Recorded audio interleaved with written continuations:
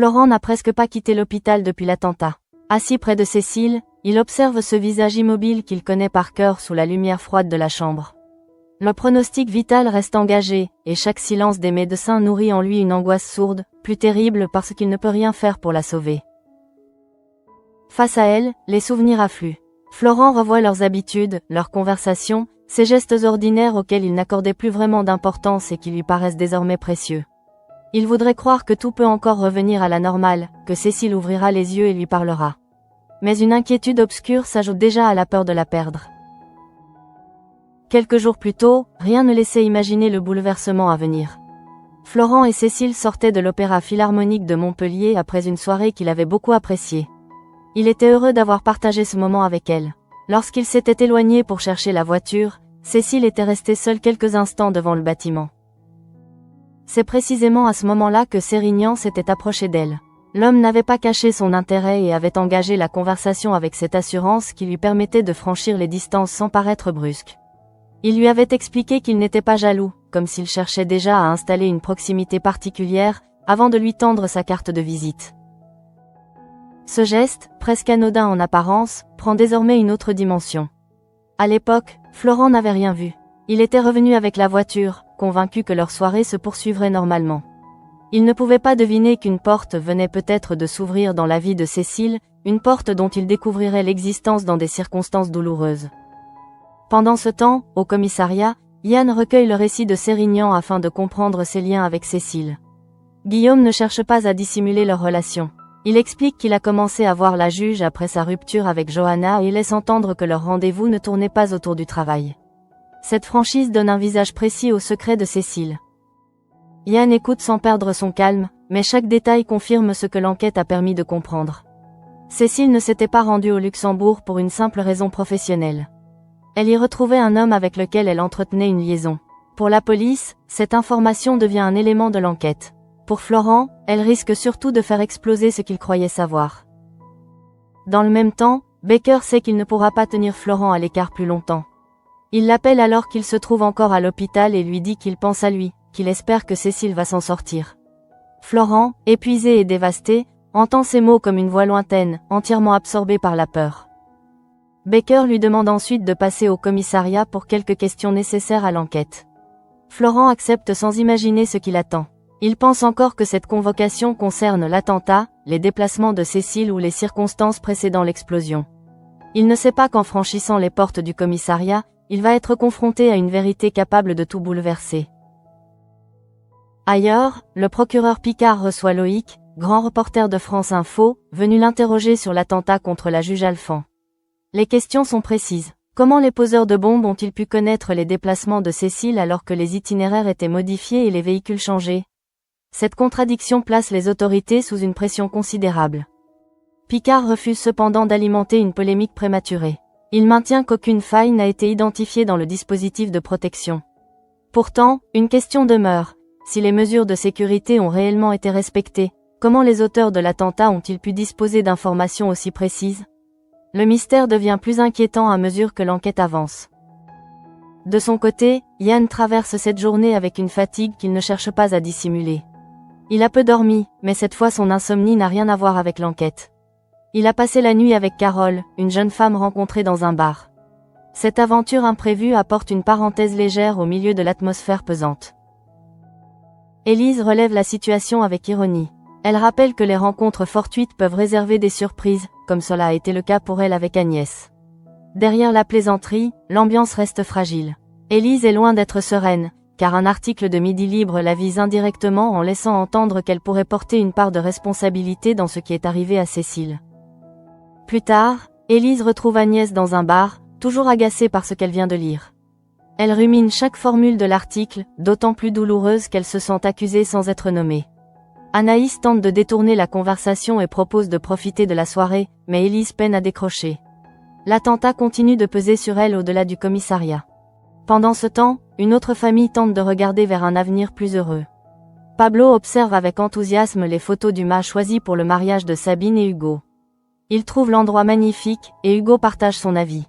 Sabine imagine déjà la réception, avec le vin d'honneur sur la terrasse et le repas à l'intérieur, comme si chaque détail rendait leur projet plus concret. Baker évoque lui aussi le mât avec Janet. Il reconnaît connaître un peu les lieux, mais se garde de préciser qu'il s'y est autrefois marié avec Claudine. Ce silence, presque comique au regard des drames environnants, montre combien les souvenirs peuvent s'inviter dans le présent. Baker préfère laisser cette ancienne page là où elle se trouve. Mais l'équilibre familial risque bientôt d'être perturbé par un retour que Sabine attend sans enthousiasme. L'avion de Céleste doit atterrir à 17h, et Sabine ne cache pas son irritation. Elle espère, avec une pointe d'amertume, que les vacances en Égypte ont permis à Céleste de se reposer. Derrière cette remarque se devine une tension ancienne que son retour ne va pas apaiser. À l'hôpital, pendant que ses vies continuent ailleurs, Florent reste prisonnier de la même attente. Il ignore encore que le nom de Sérignan va bientôt entrer dans son existence avec une violence inimaginable. Pour l'instant, il regarde Cécile, suspendue à la moindre évolution, partagée entre l'espoir qu'elle survive et cette sensation qu'une autre épreuve, plus intime, est en train d'approcher. Hugo part chercher Céleste à l'aéroport dès qu'il termine sa journée de travail. Il sait que son retour ne réjouit pas particulièrement Sabine, mais il essaie de ne pas transformer cette arrivée en nouveau sujet de conflit. Céleste, elle, revient d'Égypte avec l'énergie de quelqu'un qui entend reprendre immédiatement sa place dans le quotidien de son fils. À peine arrivée, elle envoie d'ailleurs un message à Caroline pour lui demander de passer chez Hugo. Ce réflexe ne tarde pas à créer un malaise. Sabine comprend très vite que Céleste n'a pas seulement rapporté des souvenirs de voyage. Elle revient aussi avec ses préférences, ses affinités et cette manière de faire sentir aux autres qui compte réellement à ses yeux. Lorsqu'elle entre chez Hugo, Céleste offre de petites attentions à Pablo et à son fils. Elle paraît heureuse de les retrouver, parle avec naturel, pose des questions, s'installe comme si son absence n'avait été qu'une courte parenthèse. Mais face à Sabine, son attitude change. Elle ignore presque son bonjour et répond à peine lorsqu'on lui propose quelque chose à boire. Cette froideur n'échappe à personne. Sabine tente pourtant de rester courtoise, refusant de donner à Céleste la satisfaction d'une réaction immédiate. Derrière son calme, elle encaisse chaque silence, chaque détour du regard, chaque mot que Céleste adresse aux autres mais pas à elle. La tension ne s'exprime pas ouvertement, mais elle remplit rapidement la pièce. Céleste finit tout de même par offrir quelque chose à Sabine, un porte-clés en forme de scarabée rapporté d'Égypte. Le geste pourrait passer pour une attention sympathique s'il n'était aussitôt comparé au présent réservé à Caroline. Lorsque celle-ci arrive, Céleste lui remet une belle écharpe, avec une chaleur et un enthousiasme qu'elle n'a jamais manifesté envers Sabine. La différence est si nette qu'elle devient impossible à ignorer. Sabine se retrouve contrainte de sourire, de remercier et de conserver une attitude accueillante alors qu'elle se sent volontairement reléguée au second plan. Pourtant, lorsque Caroline est là, elle va jusqu'à lui proposer de rester dîner. Elle refuse ainsi d'entrer dans le jeu de Céleste et préfère préserver l'équilibre de la soirée. Hugo, de son côté, voit parfaitement ce qui vient de se produire. Il reconnaît que sa mère n'a pas été très sympathique avec Sabine. Cette lucidité n'efface pas le malaise, mais elle permet au moins à Sabine de savoir qu'elle n'a pas imaginé cette hostilité. Curieusement, Hugo trouve tout de même un motif de soulagement dans cette visite. Céleste n'a pas parlé du mariage. Pour Hugo, cette absence de commentaires ressemble presque à une bonne nouvelle. Il connaît suffisamment sa mère pour savoir qu'une remarque mal placée pourrait rapidement gâcher l'atmosphère. Tant qu'elle ne critique ni l'organisation, ni le choix du lieu, ni leur décision de se marier, il préfère considérer que la situation reste encore maîtrisable. Baker, lui, prépare également un barbecue avec la famille d'Hugo et Sabine. Dans un contexte où les tensions personnelles et les drames professionnels s'accumulent, cette perspective familiale devrait offrir un peu de légèreté. Pourtant, chacun semble arriver avec ses propres non-dits. Le mariage approche, mais les relations autour du couple restent traversées par des souvenirs et des irritations difficiles à oublier. Pendant ce temps, Florent quitte enfin l'hôpital pour répondre à la demande de Baker. Il avance vers le commissariat avec le sentiment de s'éloigner de Cécile au pire moment. Chaque minute passée loin de sa chambre lui semble presque coupable. Pourtant, il sait que l'enquête sur l'attentat peut permettre de comprendre ce qui lui est arrivé et peut-être identifier ceux qui ont voulu la tuer. Lorsqu'il retrouve Baker et Yann, Florent s'attend donc à parler de la bombe, du dispositif de sécurité ou des dernières heures ayant précédé l'explosion. Très vite, il comprend pourtant que quelque chose d'autre se joue. Le ton des policiers, leur hésitation et la manière dont ils choisissent leurs mots lui donnent l'impression qu'ils détiennent une information qu'ils redoutent de lui annoncer. Baker finit par lui révéler que Cécile s'était rendue au Luxembourg pour retrouver un homme. Il ne s'agissait pas d'un déplacement professionnel, ni d'une étape anodine liée à son travail de juge. Elle était là-bas pour voir son amant. La phrase tombe brutalement, sans que Florent puisse immédiatement mesurer tout ce qu'elle signifie pour leur couple. Pendant quelques secondes, Florent reste comme figé. La peur de perdre Cécile et la découverte de sa trahison se mélangent dans un même vertige. Il ne peut pas seulement être en colère, parce qu'elle lutte encore pour sa vie. Il ne peut pas seulement s'effondrer, parce qu'une question commence déjà à le dévorer. Qui est l'homme pour lequel elle lui a menti? Il demande aussitôt son nom. Baker et Yann hésitent, conscients de la violence émotionnelle de la situation. Florent insiste. Plus il tarde, plus il sent monter en lui une colère incontrôlable. Il refuse d'être tenu à l'écart d'une vérité qui concerne directement sa propre vie. Cécile lui a caché cette relation, mais il ne laissera pas les autres décider de ce qu'il peut savoir. Donnez-moi son nom, de toute manière je vais finir par le découvrir, lance-t-il finalement. Derrière cette exigence se cache autant de douleur que de rage. Florent ne cherche déjà plus seulement une information. Il veut donner un visage à celui qui s'est glissé dans son couple, comprendre depuis quand Cécile lui échappait et jusqu'où cette histoire était allée. À cet instant, tout ce qu'il croyait solide commence à se fissurer. Le souvenir de leur soirée, de leurs conversations, de leurs projets et même de leur silence se charge soudain d'un doute nouveau. Florent comprend qu'il va devoir affronter deux peurs en même temps, celle de voir Cécile mourir et celle de découvrir qui elle était devenue loin de lui. Après son passage au commissariat, Florent retourne vers l'hôpital avec une douleur différente de celle qui l'accompagnait quelques heures plus tôt. La peur de perdre Cécile reste intacte, mais elle est désormais contaminée par une trahison qu'il n'avait jamais envisagée. Chaque souvenir heureux semble avoir changé de couleur, comme si une partie de leur histoire lui avait été retirée sans qu'il le sache. Il essaie de reconstituer les derniers mois, de chercher dans les gestes de Cécile un détail qui aurait dû l'alerter. Un silence plus long, une absence mal expliquée, un regard détourné. Pourtant, rien ne s'impose clairement. Cette incapacité à identifier le moment où leur relation a commencé à lui échapper rend la découverte encore plus violente.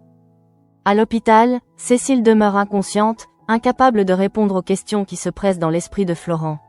Il s'approche de son lit avec une lenteur presque hésitante. Malgré sa colère, il ne peut oublier qu'elle est entre la vie et la mort.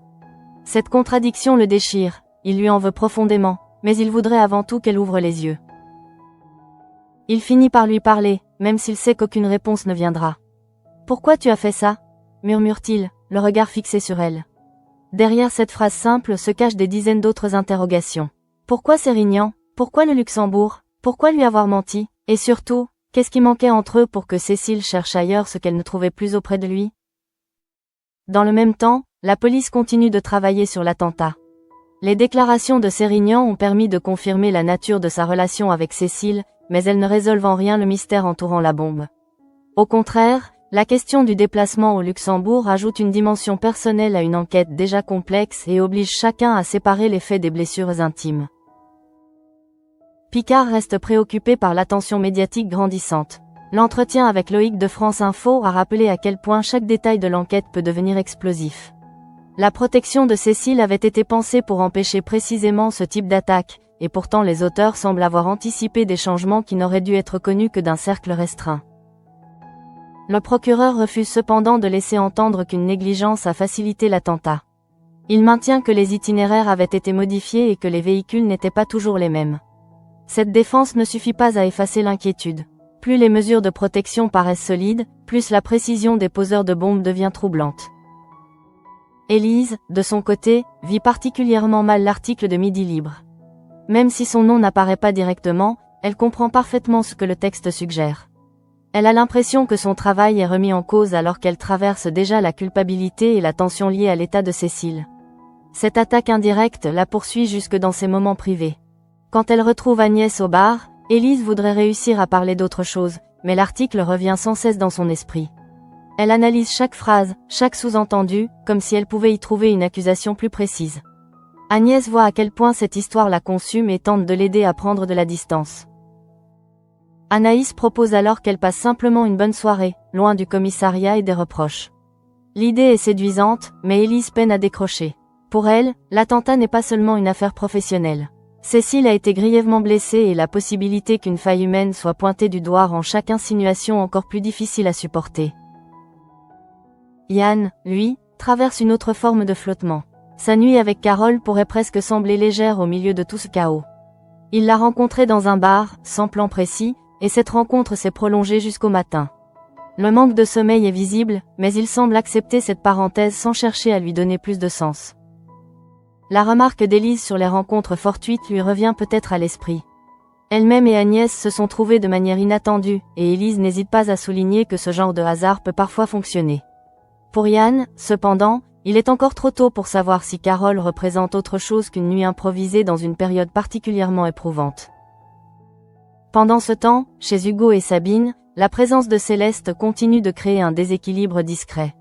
Le dîner avec Caroline oblige chacun à maintenir une certaine courtoisie, mais Sabine n'oublie ni l'accueil glacial, ni le porte-clés offert presque par obligation, ni l'enthousiasme bien plus évident de Céleste envers Caroline. Hugo tente de naviguer entre sa mère et celle qu'il va épouser. Il ne minimise pas ce qu'a ressenti Sabine et reconnaît que Céleste s'est montrée désagréable. Mais il préfère aussi se concentrer sur ce qui ne s'est pas produit. Sa mère n'a fait aucune remarque sur leur mariage. Dans ce contexte, ce silence ressemble déjà à une victoire fragile. Sabine, pourtant, sait que l'absence de critique ne signifie pas l'absence de jugement. Elle a parfaitement compris le message envoyé par Céleste à travers son attitude. Elle n'est pas accueillie avec la même chaleur que les autres et doit constamment faire preuve de patience pour ne pas transformer chaque rencontre en affrontement ouvert. Le mariage reste néanmoins au centre de leurs pensées. Les photos du mât ont enthousiasmé Pablo, et Sabine continue d'imaginer la réception, le vin d'honneur sur la terrasse, puis le repas à l'intérieur. Ces détails concrets lui permettent de se projeter dans quelque chose de positif, loin des tensions familiales et de l'atmosphère lourde qui règne autour de l'attentat. Baker participe lui aussi à cette préparation familiale en organisant un barbecue réunissant les proches d'Hugo et Sabine. Pourtant, lui-même porte plusieurs préoccupations. Il doit soutenir Florent, suivre l'enquête autour de Cécile et conserver un équilibre avec Janet, tout en évitant de réveiller certaines histoires anciennes, notamment son propre mariage avec Claudine dans le fameux mât. Pour Florent, cependant, toutes ces préoccupations semblent appartenir à un autre monde. Il reste concentré sur une seule idée, connaître toute la vérité sur Sérignan. Désormais, il sait que cet homme n'est pas une abstraction. Il existe, il a rencontré Cécile, il l'a vue au Luxembourg, et il a partagé avec elle une intimité dont Florent ignorait tout. Cette certitude transforme progressivement sa douleur en colère.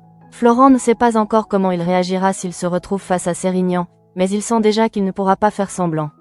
Trop de questions se sont accumulées, et chaque minute passée devant Cécile silencieuse renforce son besoin de confronter celui qui détient peut-être les réponses qu'elle ne peut plus lui donner. Florent quitte finalement la chambre de Cécile avec cette question qui tourne encore dans sa tête. Il voudrait pouvoir rester près d'elle, attendre qu'elle se réveille et exiger des explications directement. Mais son silence le condamne à reconstruire seul une vérité qu'il n'a jamais soupçonnée, et plus il y pense, plus le visage de Sérignan s'impose comme celui d'un intrus.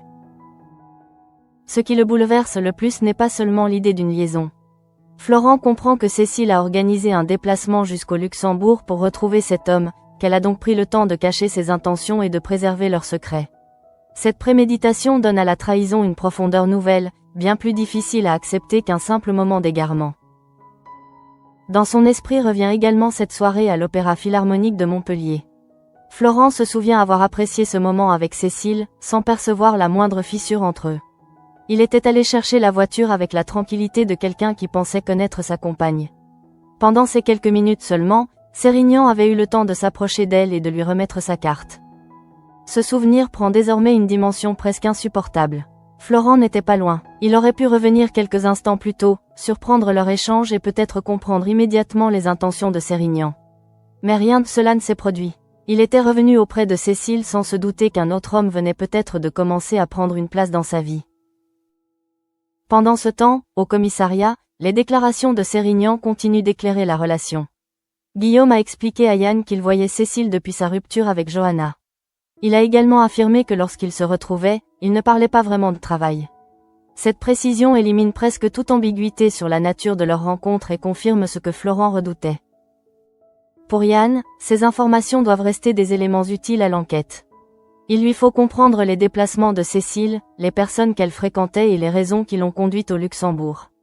Mais derrière la méthode policière existe une réalité humaine beaucoup plus brutale. Chaque nouvelle précision est susceptible de détruire un peu davantage Florent lorsqu'il finira par la découvrir. Picard, lui, reste concentré sur une autre question essentielle.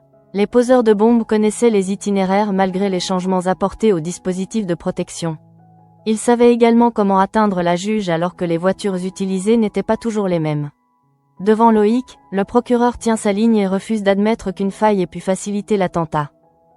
Cette position ne supprime pourtant pas le paradoxe. Si le dispositif fonctionnait comme prévu, alors ceux qui ont préparé l'explosion disposaient d'informations particulièrement précises. Picard sait que cette contradiction alimente forcément les interrogations de la presse. Il veut cependant éviter qu'une hypothèse soit transformée trop vite en certitude alors que Cécile se bat toujours pour survivre.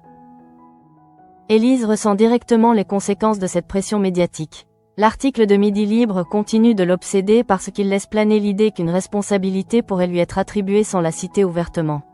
À ses yeux, cette manière de suggérer sans nommer est presque plus pénible encore, car elle ne peut pas véritablement répondre à une accusation qui demeure volontairement implicite. Agnès tente de l'accompagner sans nourrir davantage sa colère. Anaïs propose elle aussi de profiter simplement de la soirée et d'oublier, quelques heures au moins, le commissariat. Mais Élise reste enfermée dans ses pensées. Elle sait que Cécile est dans un état critique, et chaque commentaire extérieur donne l'impression que l'on cherche déjà un responsable avant même que toute la vérité soit connue. Dans une atmosphère très différente, Hugo essaie de préserver l'équilibre chez lui. Le retour de Céleste aurait pu être un moment chaleureux, mais la façon dont elle traite Sabine a installé une froideur difficile à masquer. Hugo le reconnaît clairement, sa mère n'a pas été agréable. Cette admission soulage un peu Sabine, qui n'a plus besoin de défendre seule ce qu'elle vient de ressentir. Céleste, elle, semble parfaitement à l'aise avec Caroline. Son message envoyé dès son arrivée, puis l'écharpe offerte avec beaucoup plus d'attention que le porte-clés destiné à Sabine, ont rendu ses préférences évidentes. Sabine choisit pourtant de maintenir les apparences et invite Caroline à rester dîner, refusant de transformer cette différence de traitement en dispute devant tout le monde. Hugo s'accroche de son côté à un détail rassurant. Céleste n'a toujours pas parlé du mariage. Elle n'a critiqué ni le mât, ni l'organisation prévue par Sabine, ni leur décision de s'unir.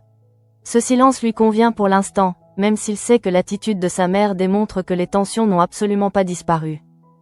Pablo reste heureusement étranger à cette partie du malaise. Les photos du mât l'ont enthousiasmé, et son enthousiasme rejoint celui d'Hugo. Sabine continue donc d'imaginer le vin d'honneur sur la terrasse et le repas à l'intérieur. Ces préparatifs apportent un contraste presque étrange avec l'état de Cécile, comme si la vie refusait de suivre une seule émotion à la fois. Baker évolue lui aussi entre ces deux réalités. Il doit soutenir Florent et suivre l'enquête tout en restant présent auprès de Janet et de la famille. Lorsqu'il parle du mât, il évite soigneusement de rappeler qu'il s'y est déjà marié avec Claudine. Ce souvenir reste dans un coin de sa mémoire, mais il préfère ne pas compliquer davantage un contexte déjà chargé. Florent, lui, n'a plus la possibilité de se réfugier dans ce genre de précautions. Après ce qu'il vient d'apprendre, le besoin de confronter Sérignan devient presque physique. Il veut savoir depuis combien de temps cela dure, ce que Cécile lui racontait, et quelle place Guillaume pensait réellement occuper dans sa vie. Il ne supporte plus de rester prisonnier des réponses des autres. Lorsqu'il finit par croiser Sérignan sur un parking, toute la tension accumulée depuis le commissariat remonte brutalement. Florent ne cherche pas à contourner le sujet. Il lui demande directement depuis combien de temps il entretient une relation avec Cécile. Derrière cette question se trouve une douleur immense, mais aussi la volonté de ne plus laisser Guillaume contrôler le récit de cette liaison. Florent lui affirme alors qu'il n'est rien pour Cécile. Peut-être cherche-t-il autant à convaincre Sérignan qu'à se convaincre lui-même. Si cet homme ne représente rien, alors ce qu'il vient de découvrir pourrait encore sembler moins menaçant. Mais Guillaume ne paraît nullement disposé à lui offrir cette consolation. Au contraire, son attitude devient immédiatement plus provocatrice. Sérignan comprend où frapper pour atteindre Florent au point le plus sensible. Au lieu de calmer la situation, il choisit d'utiliser l'intimité qu'il a partagée avec Cécile comme une arme. Le parking devient alors le théâtre d'un affrontement où la douleur de Florent, contenue depuis l'hôpital, menace à chaque seconde de se transformer en quelque chose de beaucoup plus violent. Sur le parking, Florent fait face à Sérignan avec une tension qu'il ne cherche plus à dissimuler. Depuis qu'il a appris la vérité, il avance avec cette sensation d'avoir été dépossédé d'une partie de sa propre histoire. Il veut comprendre depuis combien de temps Guillaume voit Cécile, mais surtout entendre de sa bouche ce que cette liaison représentait réellement pour elle. Sérignan, pourtant, ne manifeste aucune volonté d'apaiser la confrontation. Là où Florent cherche encore des réponses, Guillaume choisit la provocation. Son attitude donne immédiatement à l'échange une violence supplémentaire. Il semble parfaitement conscient de l'état dans lequel se trouve son interlocuteur et de la fragilité d'un homme dont la compagne est toujours entre la vie et la mort. Florent tente d'abord de reprendre le contrôle de la discussion en lui affirmant qu'il n'est rien pour Cécile. Cette phrase traduit autant sa colère que son besoin désespéré de protéger ce qui reste de leur couple. Il voudrait croire que Sérignan n'a été qu'une parenthèse, un homme sans importance dans une histoire beaucoup plus longue construite avec lui. Mais Guillaume refuse précisément de lui laisser cette possibilité. Au lieu de répondre sur les sentiments de Cécile ou sur la durée de leur liaison, il choisit d'attaquer Florent dans ce qu'il possède de plus intime. Sérignan transforme leur relation avec Cécile en instrument d'humiliation et décide volontairement d'exposer des détails destinés uniquement à blesser l'homme qui lui fait face. Il lui lance alors une remarque particulièrement odieuse sur l'intimité qu'il partageait avec Cécile, allant jusqu'à lui suggérer de lui demander combien de fois il lui avait donné du plaisir. La cruauté de la phrase tient autant à son contenu qu'au contexte. Cécile ne peut même pas parler, expliquer ses choix ou remettre les mots de Sérignan à leur place. Guillaume poursuit en attaquant directement Florent sur sa vie de couple, lui faisant comprendre avec vulgarité que Cécile ne serait pas allée voir ailleurs s'il avait été capable de mieux la satisfaire. Puis il lui demande si les choses sont désormais suffisamment claires. Chaque mot semble choisi pour transformer la blessure de Florent en humiliation publique et personnelle. À cet instant, tout ce que Florent retenait depuis l'annonce de Becker et Yann cède brutalement. Il revoit Cécile immobile sur son lit d'hôpital, le Luxembourg, les mensonges dont il découvre l'existence et cette soirée à l'opéra où Sérignan s'était approché d'elle pendant qu'ils cherchaient simplement leur voiture. Toutes ces images se confondent avec les provocations qu'il vient d'entendre. Florent perd alors complètement ses nerfs. La colère prend le dessus sur la raison et il frappe Sérignan. Le geste est rapide, presque instinctif, comme l'explosion d'une tension devenue impossible à contenir. Guillaume reçoit le coup et son nez se met à saigner. En quelques secondes, leur confrontation verbale vient de franchir une limite que Florent n'aurait probablement jamais imaginé dépasser. Il ne reste pourtant pas pour prolonger l'affrontement. Après avoir frappé Sérignan, Florent s'éloigne et laisse Guillaume sur le parking avec son nez ensanglanté. Cette fuite ne ressemble pas à une victoire. Florent n'a obtenu aucune réponse capable de l'apaiser. Au contraire, les paroles qu'il vient d'entendre risquent maintenant de s'ajouter aux questions qui l'assaillent depuis le commissariat. Sa rage ne peut pas effacer une réalité beaucoup plus douloureuse. Cécile reste dans un état critique. Florent peut détester ce qu'elle a fait, souffrir de ses mensonges et ressentir une humiliation profonde, mais il continue simultanément à craindre qu'elle ne se réveille jamais. Cette contradiction rend sa douleur presque impossible à contenir, car aucune émotion ne parvient à remplacer complètement les autres. À l'hôpital, la question qu'il lui avait adressée reste donc suspendue dans le silence. Pourquoi avoir fait cela? Florent aimerait entendre sa version, comprendre ce qu'elle cherchait auprès de Sérignan et savoir à quel moment elle s'est éloignée de lui. Tant que Cécile demeure inconsciente, Guillaume reste malheureusement l'un des rares détenteurs d'une histoire dont Florent était totalement exclu. Pendant ce temps, l'enquête sur l'attentat continue d'avancer avec ses propres zones d'ombre. Picard maintient publiquement qu'aucune faille n'a été constatée dans la protection de la juge Alphand. Pourtant, les poseurs de bombes connaissaient suffisamment bien ces déplacements pour contourner des itinéraires modifiés et des changements de véhicules, ce qui rend leur niveau d'information particulièrement inquiétant. Élise continue elle aussi de subir les conséquences psychologiques de cette affaire. L'article de Midi Libre qui l'accuse sans la désigner précisément lui reste en travers de la gorge. Même entourée d'Agnès et d'Anaïs, elle peine à oublier les insinuations. Dans une enquête où beaucoup de réponses manquent encore, elle vit douloureusement le fait de devenir déjà une cible indirecte. Yann, pour sa part, conserve ce contraste étrange entre son travail et sa vie personnelle. Après avoir recueilli les confidences de Sérignan sur Cécile, il porte aussi la fatigue d'une nuit passée avec Carole, rencontrée par hasard dans un bar. La remarque d'Élise sur les rencontres fortuites apporte une légèreté passagère, sans faire disparaître la gravité des événements. Chez Hugo et Sabine, le retour de Céleste laisse également des traces. Son mépris discret envers Sabine, opposé à l'attention accordée à Caroline, confirme que les préparatifs du mariage ne se dérouleront pas dans une parfaite harmonie familiale. Hugo a compris l'attitude de sa mère, mais préfère pour l'instant se réjouir qu'elle n'ait formulé aucune critique directe concernant leur union. Le mât, la terrasse prévue pour le vin d'honneur, le repas imaginé à l'intérieur et le barbecue organisé par Becker offrent ainsi un autre visage de la vie montpelliéraine. Tandis que certains préparent une célébration et tentent d'apprivoiser leur tension familiale, Florent voit au contraire le socle de sa relation avec Cécile s'effondrer au moment même où il risque de la perdre. C'est peut-être là que se trouve toute la violence de ce qu'il traverse. S'il ne craignait que la trahison, il pourrait demander des comptes. S'il ne craignait que la mort de Cécile, il pourrait se réfugier dans les souvenirs heureux. Mais Florent doit supporter les deux simultanément, sans savoir si la femme qu'il aime pourra un jour lui expliquer elle-même ses choix. Et lorsque l'image de Sérignan, le nez en sang sur le parking, revient dans son esprit, aucune satisfaction ne peut véritablement naître. Florent a frappé l'homme qui venait de l'humilier, mais le coup n'a rien réparé. Il reste seul avec une vérité brutale. Cécile lui cachait une liaison, Sérignan connaissait une part secrète de sa vie, et désormais rien ne pourra redevenir exactement comme avant.